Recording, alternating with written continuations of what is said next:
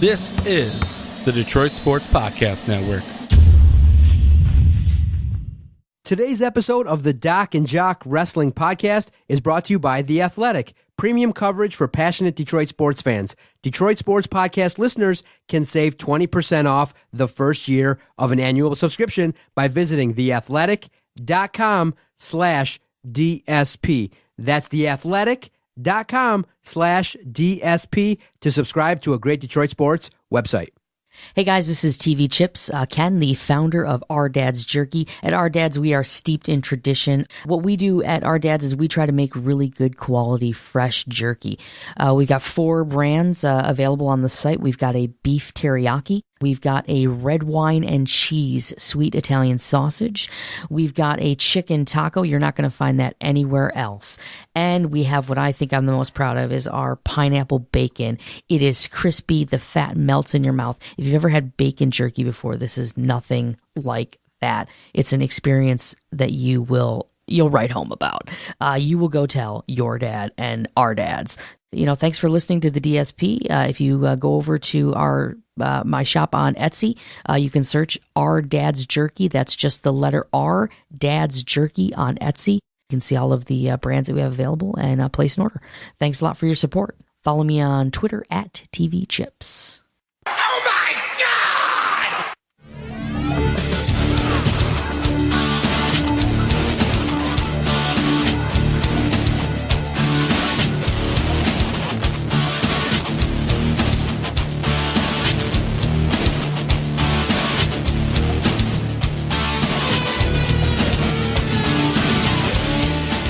Welcome to the Doc and Jock Wrestling Show. This is episode 19. This week's show, we're going to find out which MMA star will be coming to the WWE and which one may be leaving.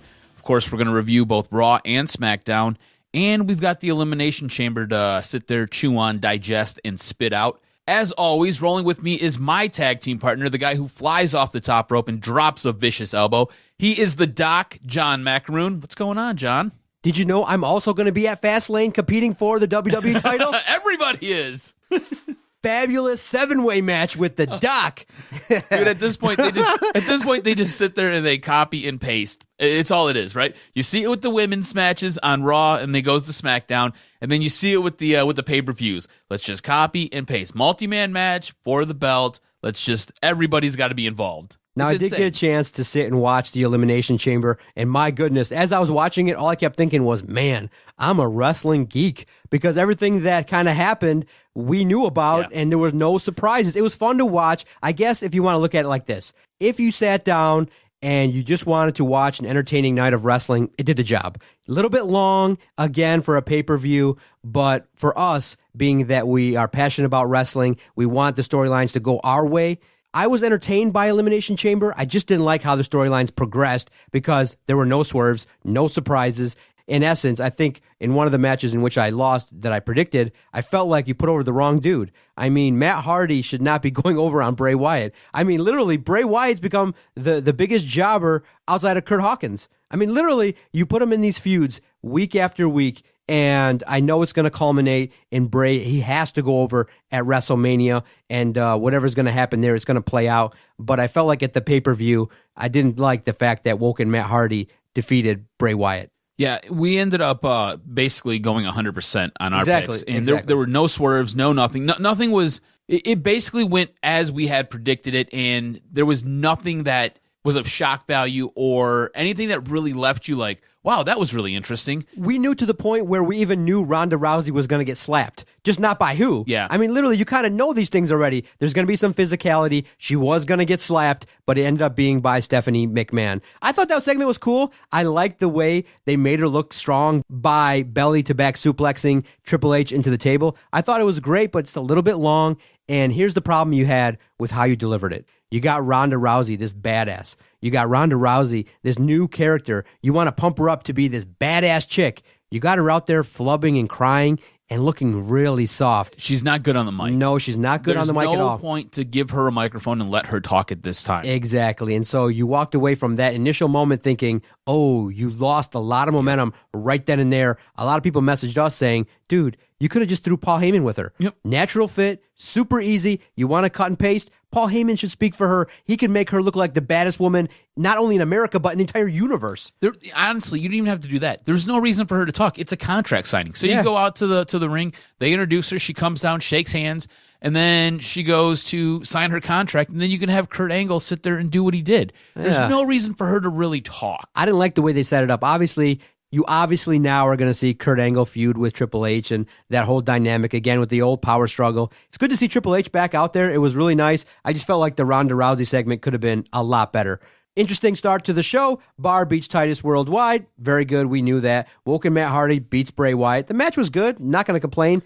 Bray Wyatt used to be known as the Eater of Worlds. He, at this point, is the Eater of Pins. Yeah, and exactly. He ate one here. Exactly. So Asuka ends up defeating Nia Jax. Now, that was kind of interesting because I didn't think that Nia would lose clean. I thought that there would be something that would occur, whether it be Alexa Bliss coming out, whether it be a DQ, something different. I didn't think Asuka was going to go over clean. She goes over clean. It's what it is.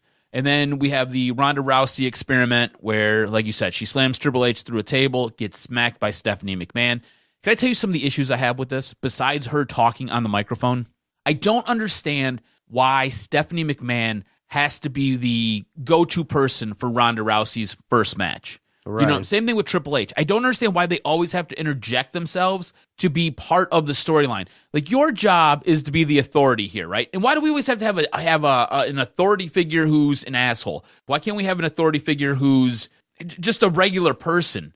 You know, and I just, why does Stephanie McMahon have to slap everybody? I would pay $1 million to see Ronda Rousey smack the living taste out of Stephanie McMahon's mouth. It's going to happen, but yes, for those that don't know, we're starting to see the seeds being planted of a Kurt Angle, Ronda Rousey match versus Triple H and Stephanie at WrestleMania. And wouldn't it be better if it was The Rock instead of Kurt Angle? Yeah, of course. I don't like this either. I feel like, okay, so look, Kurt Angle has come back and he's wrestled a few matches already, and he's looked okay. He's not vintage Kurt Angle, right? He's looked okay. At times when he goes out there, he totally flubbed his line here. He was like WrestleMania 21. They did a really good job on Raw editing that to make it sound like WrestleMania 31, but he is sometimes not good. And it pains me to say that because I really like Kurt Angle, but sometimes he's not good. Like, one too many bumps on the melon because he forgets his lines all the time when he's doing his promos, and his in-ring work, I get it. He was coming back. He's a little bit rusty. There are times where he could be better. Let's put it that way. And I think The Rock would be a better fit because you go back to that WrestleMania 31 event, you know, where Rousey came out of the crowd wearing her Vegeta over 9,000 shirt, which makes me hype because I love Dragon Ball. It would just be a better fit. And I think the crowd would enjoy it more as well. I love Kurt, but I don't need to see Kurt in this match. Here's the problem they have. They had to set it up for WrestleMania, so they got to immediately throw her into an angle. What probably should have happened is somebody should have said, the best way to debut Ronda Rousey is the day after WrestleMania. That's what you do, is you hype her up, you have vignettes. You got 6 weeks. You just show her training. Each and every week, You just show her saying, look, I'm coming. I'm ready to do this. Then you could enter her into a feud a little bit slower. You could just have her show up in matches. Now you have greenlit her to do some things, and she's not ready. It's not believable yet. And the first angle you got her in is with Stephanie McMahon. Nobody really cares to see that. No. I don't like that. I feel like if you debuted her later, just kind of hype her up slowly, let people wrap their mind around the fact, hey, Rousey's here, just interviews, just vignettes. Boom, she shows her face on programming the day after WrestleMania. I'm here to handle my business, and boom, then she can start off just having some squash matches. And don't you think it'd be a better way to execute her if she was that strong silent type, right? She was the muscle. There's no reason for her to talk. There's no reason for her to be animated. I want her coming down to the ring the way she came down to the ring when she was in UFC. I want her speed walking, angry, looking like she means business. At this time, she looks so overwhelmed by the crowd and everybody chanting her name. It's like this is her first time doing this. This is not vintage Ronda Rousey from the UFC, which I want to see. This is Ronda Rousey, who just got knocked out by Holly Holmes, and she ate a couple L's after that, and she's totally disorientated. I don't want to see that. I want that person who is supremely confident, knows she can go out there and do the damn thing, and goes out there and does it. And I'm not getting that with whatever this incarnation of her is, and I feel like they're rushing it. There's no need to rush this. A slow build would be fine. Exactly. Instead, you're thrusting her into the spotlight, and she's just not ready for it. And you can see she's overwhelmed. Now, both Elimination Chamber matches were okay. I felt like the women could have did a lot more. I felt like it was an okay match. It was entertaining. Alexa Bliss wins. She defeated Sasha Banks in order to keep her title. It was an okay match. I like the fact that you eliminated Absolution quickly. It was decent wrestling. Alexa Bliss shows that she deserves to have main event status at WrestleMania. It was okay. I wish they could have did more. I didn't think there was that great, oh my God moment. I mean, yeah, going to the top for the ladies and for Seth Rollins was pretty cool. But in the end, Alexa Bliss, Roman Reigns, they win the matchup. It was cool that you got Braun Strowman over, let him do some things, destroy people after the matchup, but I felt like the perfect way to book the ending with the men's match would have been Braun Strowman winning the Elimination Chamber. You built him up to that crescendo only to have Roman Reigns. I don't want to see it. I don't want to see Roman Reigns with the strap. Do you want to see Braun Strowman versus Brock Lesnar again? Yes, they're Mania. The first time it wasn't very good. Because the ending didn't turn out the way we wanted and it's too short. If you want to have a culminating moment, a kind of stamp that this is a new era, a new guy to lead Raw in 2018, it's got to be Braun Strowman. You've built him up to this point, and I know you don't want to give him a WrestleMania moment basically 1 year into his career, but he's the guy. At this point, he deserves it. The crowd is so over. He's the guy. And he said you can give him a 1 year run with the belt. He eliminated all 5 of the other competitors. Yeah. It came down to him and Roman Reigns, and he probably should have won it. Yeah. There is a report going around, though, that John Cena had been pitching Seth Rollins winning the Elimination Chamber since January. John Cena was going to creative and begging. He talked to Vince, was begging for it, and he also was the reason that Braun looked strong in this match. Yeah. He was originally supposed to pin Braun Strowman. He said, no, Braun needs to pin me, and Braun needs to look strong coming out of this. So he had Braun basically eliminate all 5 other competitors. He was trying to, if it wasn't going to be Rollins, it was going to be Braun. Instead, it's Vince's love child, Roman Reigns, who gets to go on to face Brock Lesnar. Yep. And now you go to Monday Night Raw. Oh, wait, hold on. We've got to check calling the card. You won it, of course. I did win this. Blow through that. So I went 100%. The only thing I missed was I did not get the Rousey, the bonus point for picking Ronda Rousey. You messed up on the Matt Hardy Bray Wyatt. I end up getting the points. It's now 3.5 to half. So there's that. So, all right, let's move on to Raw. Monday Night Raw was... We've got to highlight that. We have to. It's part of the inside competition between us. Yes. I thought that Monday Night Raw was highlighted by promos, and it was cool. I thought the matches were really good, too. I felt like I was invested. I was into a lot of things, the way they were weaving in and out of the storylines. I thought it was a good show. I thought that Roman Reigns finally delivered a promo for the ages. I liked it. One thing I would have improved with that Roman Reigns promo, for those who didn't hear it, he went out there and called out Brock Lesnar for the way... B-word. He called him a bitch. And he said, look, I'm tired of the fact that I got to, travel the country, wrestle 310 days a year, and you're out here showing up whenever you feel like it. I don't respect you. I don't like the way you roll. I felt like you want to deliver that much better. You have Roman Reigns say it to Brock Lesnar's face.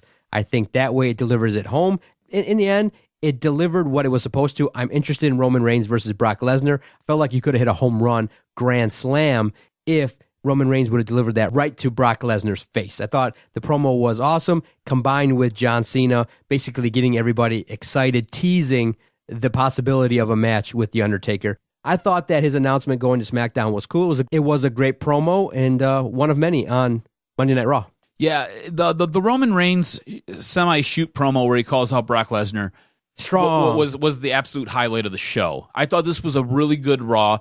I don't think it was as good as last week's, but I thought all in all, it was a very good show. You had some character development. You had some storylines get developed.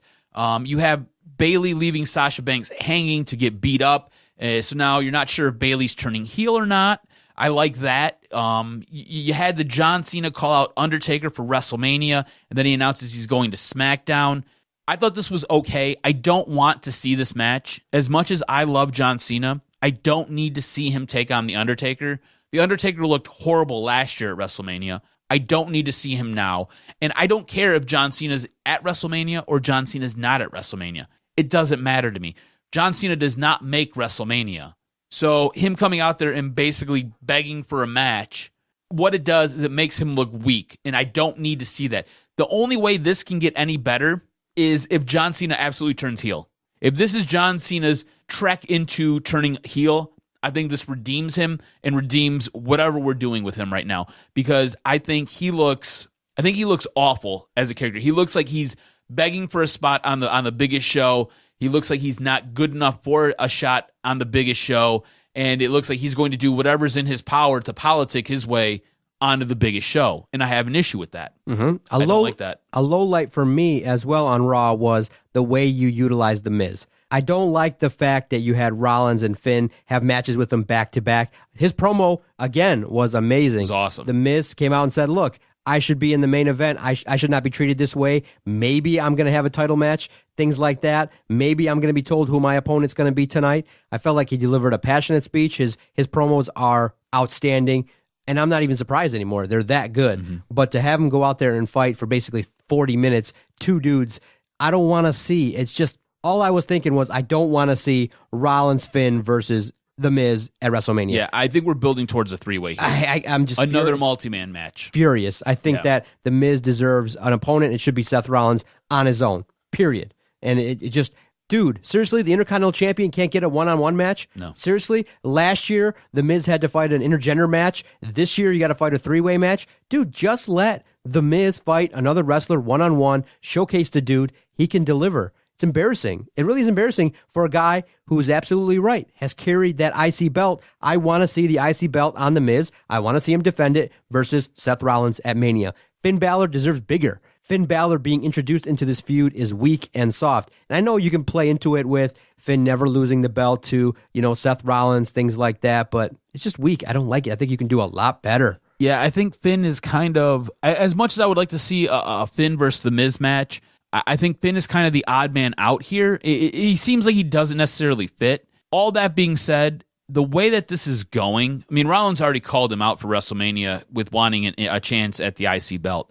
So that's happening. I just don't know how Finn plays into it, because it seems like they're trying to create this friction between Finn and Seth. So I think in the end, we have a three-way match at WrestleMania 34. And I don't like that. Who wants that? I mean, too many multi-man matches. Exactly. Can we just get, like multi-man matches are great when you're trying to showcase that. Like, you know who uses multi-man matches really well? New Japan does. Mm-hmm. New Japan does a great job of utilizing multi-man matches. WWE does not. It's like they just throw stuff in the ring and like, all right, well, let's hope this all works out. The show wrapped up with Ronda Rousey, Kurt Angle, and the McMahons, both Stephanie and Hunter. I like the sucker punch. That was pretty cool. Yeah. Bam! Like, what was Kurt? What was he looking at? Did you see a freeze frame of it? He just kind of looks like he's like, duh, duh, duh, and then he gets popped. Yeah. So Ronda's not smooth. No, she's not. Again, she should not be talking. Did you get a sense too, though, that it kind of looked like maybe Kurt told her, like, "Hey, you should be looking back at Triple H and Stephanie." He kind of guiding her a little bit, like, "Look this way." It just didn't seem natural. She's just overacting. The best, the best part was her saying, "I want to rip your arm out of its socket." Yeah. That was the best part. Yeah. That was what the promo should have been. You give her 5 lines, 5 words, not 5 lines, 5 words. 5 lines is probably too much. 5 words, let her go say what she has to say, and that's it. Let her speak with actions. You don't need her to talk. There's no need for it. You don't. You just don't need it. But you're right. This now builds towards what I'm assuming we're going to get at WrestleMania, which will be Ronda Rousey, Kurt Angle versus the McMahons, Stephanie and Hunter. There's going to be a lot of opportunity to take piss breaks at Mania this year. There is. I think there's going to be... It's going to be like an 8-hour-long show, too. 3 to 4 matches that everyone's going to get hyped about, 3 to 4 kind of play setter matches, and then 3 to 4 that just everyone's going to be like, what the hell? Who cares? All right, dude. What did you think about SmackDown? I came into the studio today and I said, dude, did you watch SmackDown last night? And you said, yes. I watched it, and all I kept thinking was, God, it's okay, I guess. I mean, this is a show out of the Staples Center, but... Basically, it should have been a house show. It should have been a house show. It was horrible. The first hour was so bad. And there was stuff that I was looking for. Like, I wanted to get hype about the Ruby Riott Naomi match. It was just a match. It was filler. Everything in this first hour was filler. It made me really, really upset and really annoyed. That's why one of the biggest highlights for me was as we sat there and we crossed over into hour 2, you had Big E asking Kofi to spritz his balls with water. Right. And he asked him like 4 times, and Kofi had to keep getting lower and lower until he was basically spraying Big E's taint. And like that was the highlight up to that point. That tells you where this show was. This show was awful for that first hour. Oh. It was absolutely brutal. Yeah. What made it brutal for you? It's just too long of intros, just stupid stuff? There was nothing redeeming about it. Like, look, the whole purpose of having a weekly episodic wrestling show is to build storylines. You're supposed to use this avenue to get the product over for the pay-per-view. And now I know that we've gone to... But John Cena opened the show. John Cena. I love John Cena, but I don't care. Yeah. I just don't care. It didn't do anything for me. Like, okay, cool. John Cena's here whining about his match. I don't care. Right. I don't care about your match at WrestleMania, John Cena. I don't. Go be a movie star. That's what you've been doing. That's why you don't have a shot right now. Or turn heel, finally. Yes, do something. The whole point of having a weekly show is to sit there and build towards your pay-per-view where the end of whatever it is that you've built culminates in. Now that we have the network, we don't utilize pay-per-views correctly. We don't utilize television correctly. It's just this kind of mishmash of just shows and just product that's just kind of thrown together. You know? So it's frustrating for me. So then after Big E sits there and gets his balls spritzed by Kofi, the Usos come out and they cut a great promo on New Day. I love the interaction of both of these guys, both these teams, I should say. I think it's awesome. Now, the Usos, for the longest time, have been trending towards being a face. They cut this promo, and I was like, are they a heel? So at this point, I'm totally confused. I'm not really sure what they are. And then Big E just goes off. And when I say Big E goes off, he basically looked at both Kofi and Xavier, tapped them on the chest, and said, you know what, boys? I got this. And he just cut into the Usos. Cut into him so hard. It was such a great promo, just the back and forth, but with two teams that know how to talk and convey a message and can hype something up. This is how you hype something up. Going into WrestleMania, I want to see this match. After this promo, I want to see this match. This was one of the only things that came out of SmackDown that I'm looking forward to when WrestleMania 34 rolls around. Do you feel like Nakamura is just filler right now? It's weird. What a weird way to use him on SmackDown. Yeah, I didn't understand that. I did not get what he was doing. I thought it was a bad match, and I don't think that was necessarily Nakamura's fault. It was really forgettable, honestly. And then here's the thing. It's a good thing we have it on the rundown sheet to talk about because I totally forgot about the match. Yeah, it was Nakamura it was not good. It was Nakamura versus Aiden English. Yeah. You have Rusev Day being chanted, and then the biggest thing... And he's so over, and they're not giving him a push. I don't get it. I don't get it either. You got a guy who's over, and you don't utilize him. You basically, in the last 2 weeks, have not featured Rusev. At all. What the heck? That doesn't make any sense. No.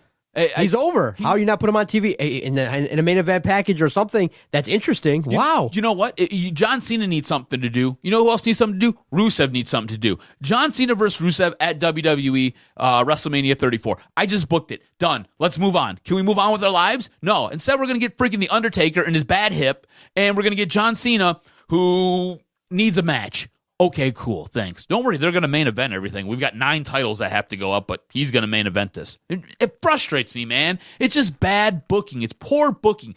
Just like the main event was poor booking. Why does AJ Styles have to go out there and wrestle John Cena for John Cena to get into a match to win AJ Styles' belt? Does that make sense to you? Like when I set it up like that, doesn't that sound ridiculous? Right. It sounds absolutely ridiculous. If you're AJ Styles, just walk out of the match. Right. Like, who cares? Why do I have to go get beat up? Right. Exactly.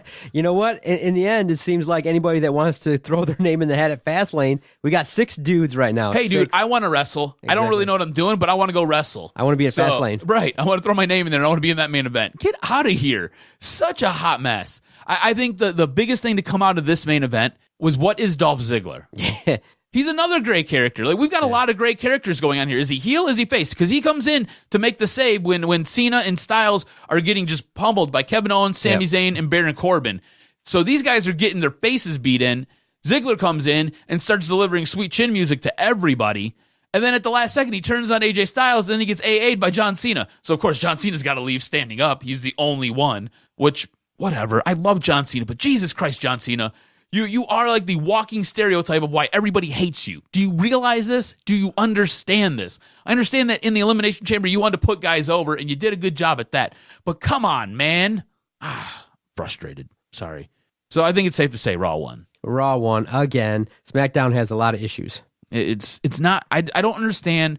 I don't know why they can't get out of their own way. You know, I was listening to, I don't know what was it. It was I don't know if it was a podcast or I read a report. I don't remember. Everything kind of melts together in my life. Anyways, it was talking about why SmackDown has been so bad lately and what has led to it. And the guy who was writing SmackDown, the head writer, He's still there. Like when it was really, really good. Do you remember when it was crushing Raw every single week? The head writer's still there. He's still doing his job. I'm not sure why the storylines can't proceed, can't continue, and can't be interesting. I'm not sure what's going on. And John Cena moving over to SmackDown, it's been planned all along, but I think at this point, he is supposed to be the lifesaver for SmackDown. He is supposed to sit there and help with the ratings, supposed to help make it look interesting, but he does, I think, more harm than good this week. I don't think he helped out. I don't think there was anything redeeming about anything he necessarily did on this show. Is it just me? I mean, I feel like I'm just taking up all the mic space here. Am I just talking too much? No. I feel like when we look at how things are going, it just kind of puts a damper on the road to WrestleMania. You know what I mean? You're not interested for anything. AJ Styles, Nakamura, everyone's gonna love that. But then the rest of it, Roman Reigns, Brock Lesnar, no. You got Ronda Rousey, big star. Triple H, big star, no. Basically, this is what happens when you fail to elevate people to the proper things. We want to see Rusev. We want to see John Cena get squashed. But I think it can be redeemed if it is actually Cena versus Undertaker. I think the chances of it are probably 30%, but it'd be nice to at least have that hope that it could be there, but I don't see it. Undertaker's back in the gym, dude, working out. He was squatting almost 3 bills. Okay. So it can happen. He's coming back. Yeah, that'd be good. I'm just telling you now. Good. It's going to happen. Good. Hit me with the news and notes this week, sir. Before we go there, I want to run something by you real fast for WrestleMania. What do you think about this? Okay, because I think all along, you and I have thought that Rousey and Charlotte were gonna challenge each other and fight. Now that looks like that's not happening. Not at WrestleMania, anyways. It may happen down the line, but not at WrestleMania. It's not happening. So Asuka still has to make her pick on who she wants to fight for the SmackDown Championship or for Raw, for whatever women's championship she wants. What if Asuka challenges Charlotte? Probably will end up winning that belt because there's no reason to kill that streak. We're gonna have a draft the very following pay-per-view or whatever. So Asuka probably moves over to SmackDown because she's got the belt. Nia Jax challenges Alexa Bliss, and you dissolve that friendship, and Nia gets her title run. No. I like Alexa with the belt, though. I think the belt bad. looks really good on Alexa. Because you got to remember, WWE's thinking big. Yeah. Big everything. So it's going to be Asuka versus Alexa Bliss, period. You think? Oh, yeah. That's the money match. And then you got to think of who's going to step up. Well, then who's going to face Charlotte? Right. That's the person that you got to figure out who's going to be elevated. Does Carmella cash in? Maybe challenge at WrestleMania and goes about it totally different. Now, Carmella was supposed to get a title run a long time ago. Carmella was supposed to get a title run probably 6-8 months ago, but things happened. She handled it like a pro. So WWE said, you know what? We're going to give you the money in the bank, and we'll tell you when to use it.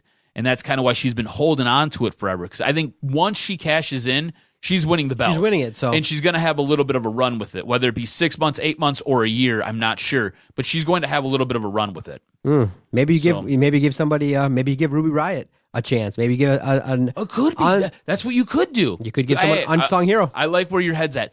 I didn't even think about that. So Ruby Riott challenges Charlotte at WrestleMania. Ruby Riott, we'll say, beats Charlotte, and then because if Carmella comes out, cashes in instantly, Ruby Riott's already had a match. You're not really making her look weak if she loses. Exactly.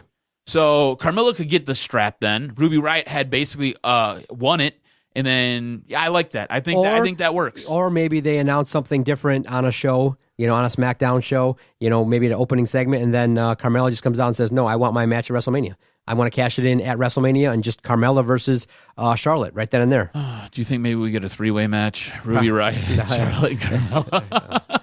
Oh, God, it's copy and paste every single show. But a reason to watch SmackDown and see how it plays out. Oh, I guess. What you got?